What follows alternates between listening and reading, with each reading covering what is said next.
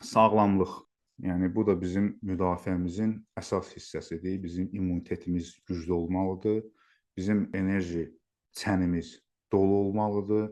Daim ora hardansa enerjilər gəlməlidir və bunun da ən yaxşı yolu yaradıcılıqdır və pozitiv yanaşmadır, gülərüzlükdür.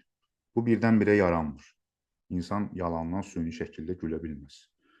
İnsanın dünya görüşü yaranır.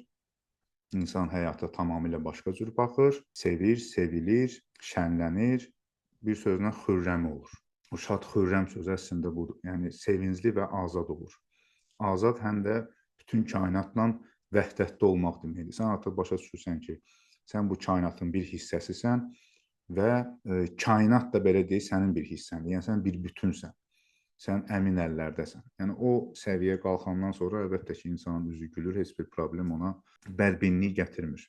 Yəni indiki tip sırf bədənlə məşğul olur, bizim cismani, fiziki bədənimizlə məşğul olur. Amma bizim məşğul olduğumuz tərəf incə materiallı bədənlərləndir və bizim bədənimiz son nəticədə sağlamlaşır. Yəni bu mənada tip aşağıdan yuxarı gedən yoldur, bizim yolumuz isə yuxarıdan aşağı gələn yoldur. Yəni əslində bunların ikisinin vəhdəti ilə çox böyük uğurlar və nailiyyətlər əldə etmək olar.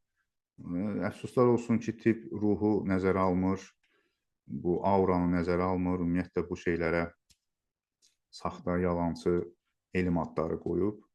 Amma insanın ən böyük düşməni stres, ən yaxşı dostu isə sevgi və şənlikdir. Yəni bunları tip bilir, görür, şahid olur. Amma ondan o tərəfə sanki getmək istəmir. Amma biz bu şeylərin fərqinə varmışıq. Çünki yaxınlarımızın hansısa sağlamlıq problemləri olub, hansısa çıxılmaz vəziyyətlərə düşmüşük və alternativ yollara istər-istəməz insan gəlib çıxır. Yəni hətta mən deyərdim ki, bu yollara insanlar belə deyim, çox nadir hallarda öz xoşluğu ilə gəlir.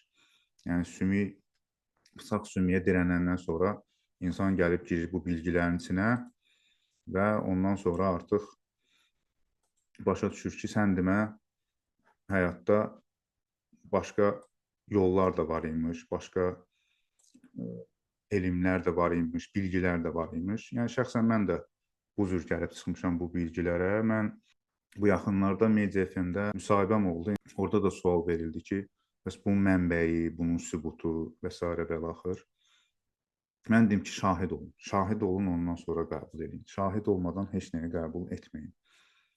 Və hətta orada qeyd elədim ki, məndən belə deyim, heç bir şeyə inanmayan, heç bir şey qəbul edəməyən ikinci bir adam tanımıram.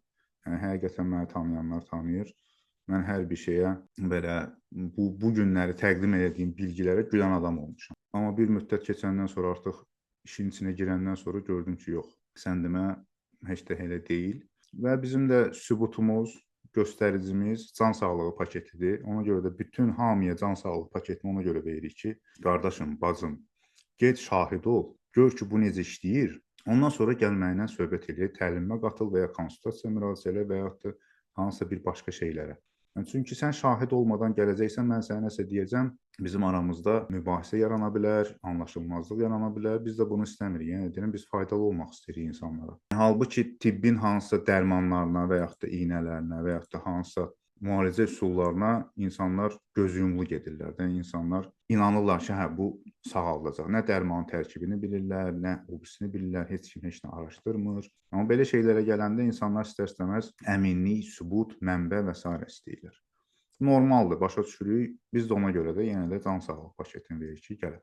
Götür, həyatına tətbiq elə, şahid ol, ondan sonra gəl səninlə hansısa proses aparaq.